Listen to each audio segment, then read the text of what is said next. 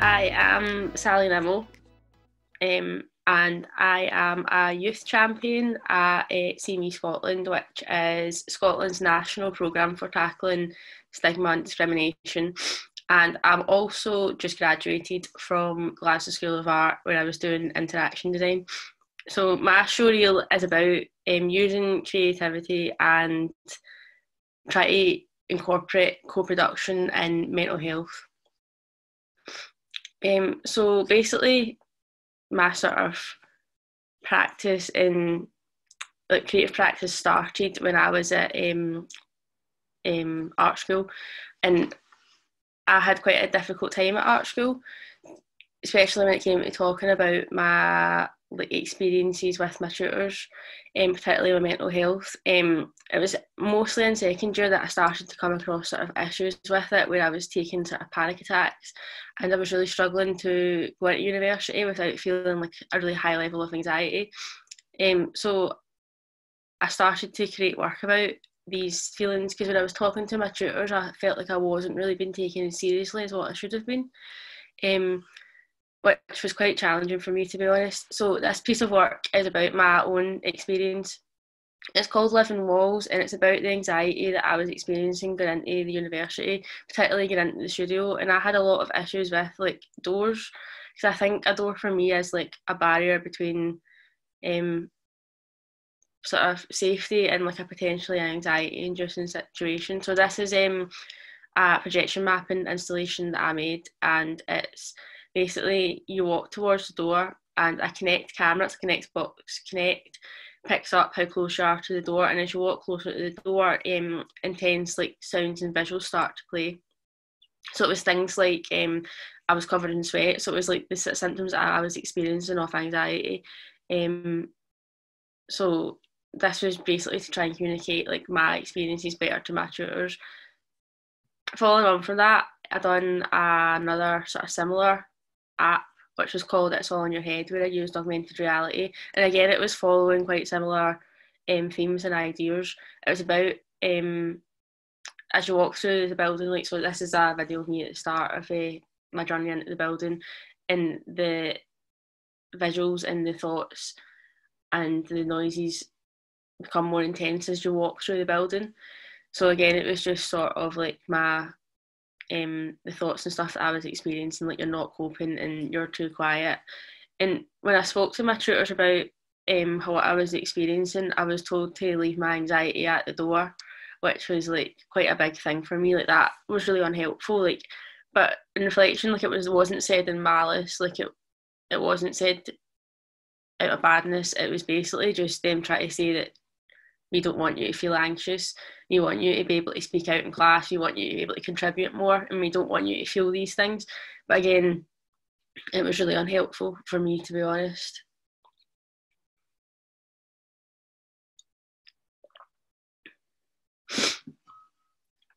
So after I started using my own experiences, I started to look at how I could incorporate other people's lived experiences into my work, because I found like what I was doing quite cathartic and quite healing, because although it made me feel quite vulnerable, like it definitely helped me and be able to process exactly what I was experiencing and also like communicate it. And I know that other people looking at my work who had similar experiences were able to relate to it, and like it sort of opened up a dialogue about it. So in third year, I started to I started to use other people's experiences. This is a wee video that me and my wee brother made. He's also a youth champion at CME, and it was about just male mental health and sort of stats and just what men face. And the video is just loads of stats, and me and Blair worked on a sort of script, and we created this and we put it out on social media. And again, Blair found it really quite healing as well, because when he put it on social media, a lot of people that a lot of his friends and a lot of people he hadn't spoke to since school were like contacting him and stuff like that to say that they had been through similar things, and it was just like opening up again a dialogue about mental health. And I think it was just so powerful, like how you could just like a creative outlet to not only help yourself but help other people. So this video is on my website. It's got audio, where you can hear Blair talking the words and stuff, that actually became really quite powerful.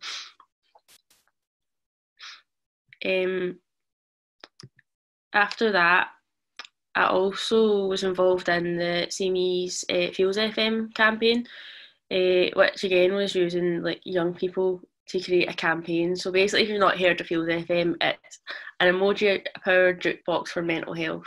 You can find it at enfieldsfm.co.uk. Basically, it's just a sort of platform where young people, or anybody, because I actually think it's quite like indie can use it, because it's about music and about how it's a positive coping strategy. So basically, you go onto the Enfieldsfm website, you select an emoji, and then it will generate a playlist based on that emoji. So it's like basically like music for how you feel. Also in this, you would ask questions. So we asked the young people questions about like what makes it difficult to talk about mental health, what makes it easier to talk about mental health, and how does music make you feel. So I used the responses to these questions to create that data visualisations of all the responses from young people all across Scotland. So this is just a video of me making it. So again, this is the responses. So it was things like if they were asked like what makes it easier to talk about mental health, it would be maybe like having a safe space at school, or like having adults taking you more seriously.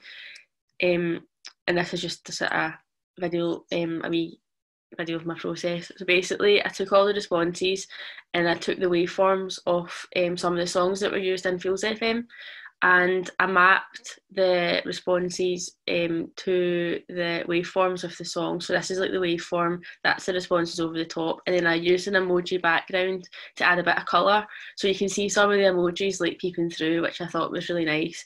And again, just sort of layered them up and created this data visualisation. I should go on to the next slide. Oh, there we go. This is the final three. So you can sort of see some of the like the responses from like quite far away, but if you look at them closely, because we got them printed really quite big, and you can see some of the more like the longer responses, it took up like sort of more space and stuff. It was really nice, and I really liked it because I thought it was like a true reflection of like young people talking about their experiences. Like some of the language and that is used is quite interesting, and some people maybe weren't taking it as seriously as other people. So it was just like a really nice thing, and I wanted it to really reflect young people and get the idea that Enfieldsfm was for young people, and it got all these lovely responses.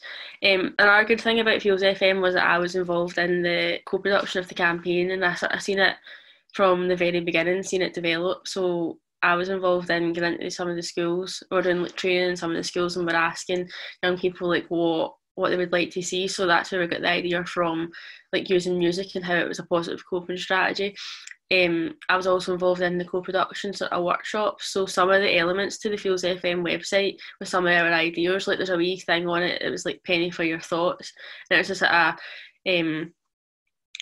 sort of campaign. No, it wasn't a campaign, it was like a competition that we ran through the website, and it was about like young people like putting in their ideas, and then you would give them a small grant towards like making that idea happen. So it was quite nice that our ideas and also the ideas from like the school kids that we had spoke to really fueled this entire campaign, and I think that's why it was so successful and why it is still like a tool that can be used in schools or in youth work settings, or anybody can use it, because I think it is really quite powerful. So I think that really highlighted to me the benefits of co-production and how that can be really useful and like make a campaign really successful. It's basically like designing something with someone, not for someone, and I think that makes it so much more powerful, and there's so much benefits to including young people, like for them personally, because I definitely like reaped the rewards of that. I actually felt like I got a bit of experience from it. So this like next part's about my honours year project, so taking like everything that has sort of happened, so like using my personal experience to create work, and also like exploring co-production and using other people's lived experiences.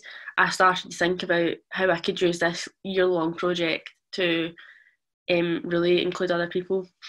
So I wanted to do it on mental health. So at the start, I had like a couple of themes that I wanted to look at, like student mental health, access and support,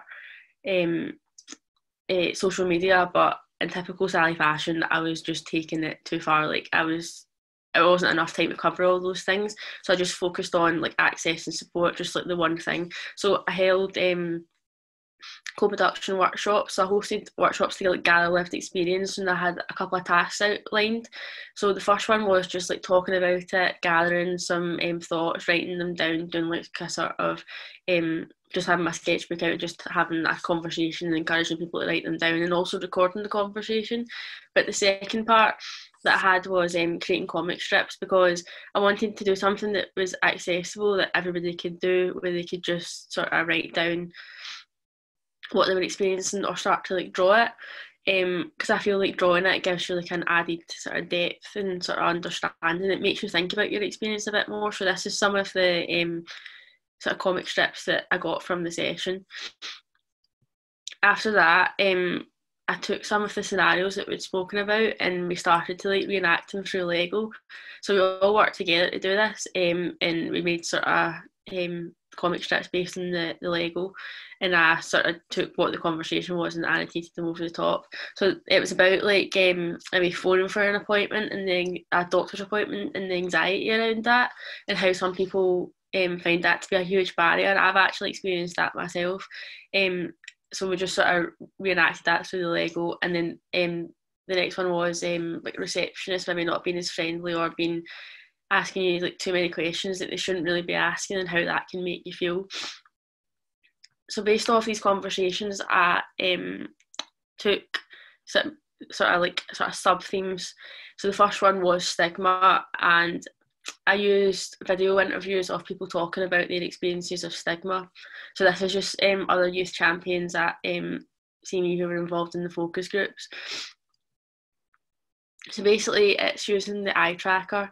So when you look at the screen, it's got loads of like stigmatising words over the top of the young person speaking, and when you look, the eye tracker detects that you're looking at the screen, and the words start to like more words start to appear, and you start to see the person beneath the sort of stigma.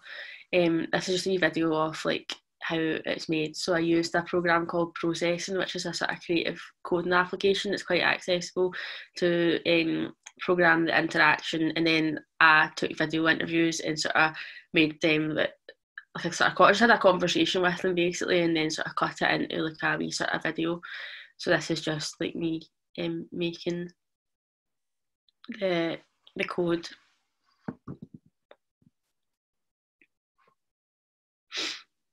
And this is like a lot of the sort of stigmatising phrases, so just like what they were experiencing. So this person was told that she had nothing to feel anxious about, which happens quite a lot.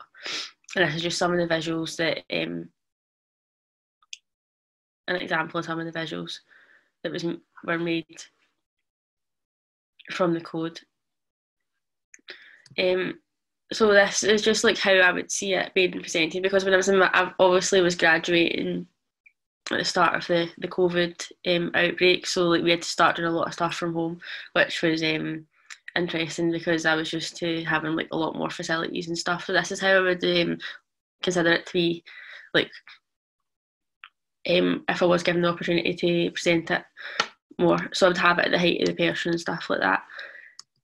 The second sub-theme was medication. That was something that was coming up quite a lot, and I created a couple of different things. Like, a lot of things about how young people were experiencing a lot of like barriers to access and support in terms of like clinical terminology being used quite a lot. So it was things like maybe not understanding what a medication was doing, or sometimes the names of the medications were quite daunting or quite impersonal. It was that idea of treating a clinical, like treating something that like sort of thoughts and feelings in a clinical way. Like it's quite hard to like work that out. So basically what I done was I used machine learning which is basically you feed a lot of information into a program and it starts to generate fictional things based on those words and stuff. So I was feeding a lot of clinical medication names into this thing called Runway. It was generating fictional names that were also quite believable, and I started to create my own medication boxes. So this is just a video of me like cutting out the medication boxes, and I had them all sort of sitting. So they were fictional, but they looked like medication boxes, and it was that idea that to anybody they would look real, but they weren't real. So it was just trying to like create a sort of thing that would communicate that this jargon is just sort of jargon. It's not, doesn't mean anything to anybody. And it's just like how alien a young person can feel taking this medication. These are just some of the boxes that I created. And they're based off the designs of actual medication boxes as well. And this is something that I never managed to explore fully just because of COVID. I wanted to create an interactive medication box that you could like lift, and when you lifted it, the voices and the sort of it sensors inside. So when you lifted it, it was like that idea, that anxiety of taking medication, you don't quite know what it is, and just like young people's voices and the thoughts and the feelings and like the sort of conflicting things about people maybe that have had a good experience in medication and people that haven't, and just like the side effects and stuff. So one of the things that came up that young people like struggle with is it can obviously, medication can affect your feelings towards sex. So how that is actually quite a huge thing for young people, and also one of the more like another common thing was like you can't drink, you're not supposed to drink alcohol on them. So again, that affects a person's sort of life and like their social life and like how they interact with other people and stuff like that. But then there's other medications that can make you more tired, or it can affect your sleep.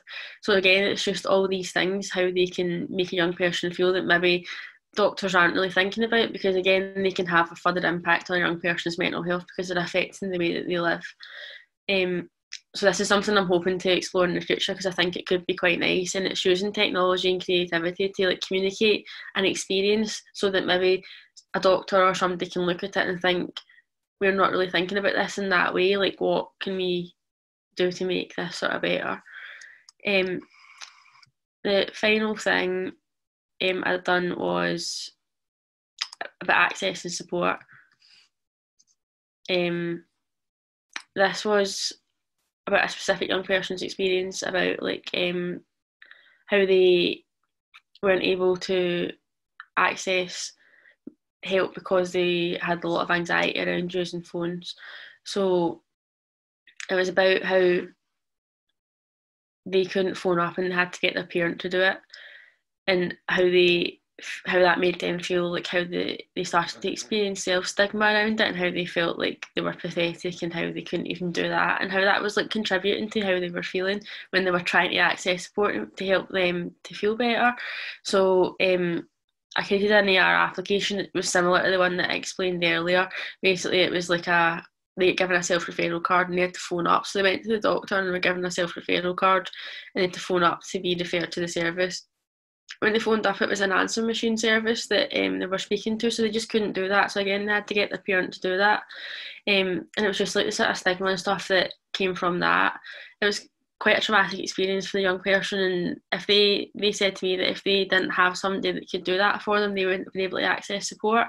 So again, it was this sort of like trivial thing that didn't seem like it was, maybe didn't seem like a huge issue to the person that was making this sort of service, like thinking about the answer machine and stuff. It was maybe practical for them, but they maybe weren't thinking about how that was affecting the people that were wanting to access the service. So I wanted to again create an experience that could allow them to maybe understand like the sort of thoughts and how that can contribute like negatively to somebody's experience. So there's a couple of other things that happened to this young person. Their journey to getting support wasn't good at all. Like they get rejected from the service because they were referred to like university